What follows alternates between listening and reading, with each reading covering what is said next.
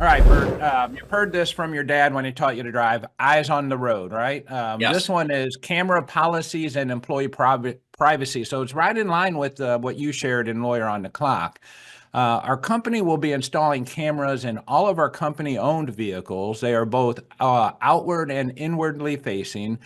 What are the legal requirements around the use of employee notification? Do employees need to sign an acknowledgement that cameras are in use? Is it legal to use record audio? In this case, they're calling out, particularly in the state of Florida. And if so, what documents or notifications do we need to give employees? Interesting question. So, the first thing that comes to mind immediately for me is, is this a unionized operation or non-union operation? If it's unionized, this is likely a mandatory subject of bargaining with the union. And so just make sure you take that into account. If it is a non-unionized facility or operation, I think that, I kind of go back to the two notions I always talk about when we're dealing with labor and employment law issues, Phil, and that is the ideas of consistency and fairness. And for me, this is from a fundamental fairness standpoint, I do think that we should notify employees that this type of equipment is in use. And I would go further and say that not only should we notify them, but we should get their consent and an acknowledgement that the cameras are in use. And the question is exactly on point when it says, is it legal to use and record audio? Florida, I believe, is a two-party consent state. Yeah, that is correct. It is. Yeah, and so presumably if the audio is between, let's say a dispatcher in the facility communicating with the driver in the vehicle, we're going to have to get the consent of all of those people in order to record the audio. Yeah, I think that's an important part, right? So maybe I consent with management. Yep, that's fine. But now I'm on the speakerphone, and the person I'm talking to has not consented, hasn't even been given the advice, hey, this might be recorded for the purposes of, which can sometimes be consent in itself if you stay online. But in that case, there's no warning or information sharing, and then you're recording and you may not be able to use that how you would hope to.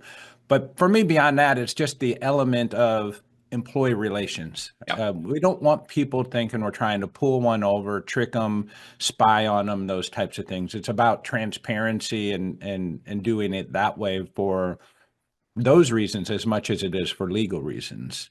Yeah, you hear me often say on the program, I don't like when the government plays gotcha with employers. Right. And by the same token, I don't like when employers play gotcha with the employees. I mean, if you're going to be monitoring, let them know that. Give them an opportunity just from a fundamental fairness standpoint.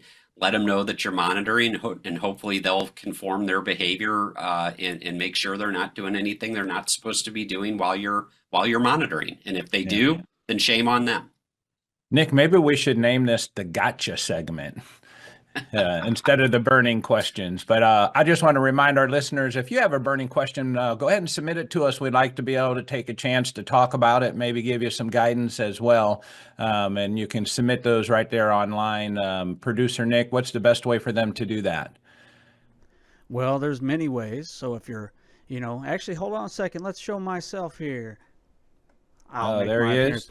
So you can either go to the little question mark icon to the right of the screen if you're viewing live on the This Week at Work platform. If you're on YouTube or LinkedIn, you can either, if you have a spare device, use that QR code in the upper corner, or we should have the link in the description to ask a question. And that question can come anytime. Doesn't have to be during the show. You have something on Wednesday that comes up, we'll take a look on Thursday. All right. Thank you for that, Producer Nick, and you look great in your studio there. Thanks for being an on-demand viewer of This Week at Work. Don't forget, you can be part of the show by watching live at 7:30 a.m. Central every Thursday morning, when you can get your burning questions answered by using the question mark icon to the right of the player. In fact, you can ask a question now. Head over to aimea.org Under Member Resources, you'll find This Week at Work. Click Listen Live to register for our next episode and submit a question. Or follow or subscribe wherever you get your news and entertainment. We'll see you next week when we discuss what's happening this week at work.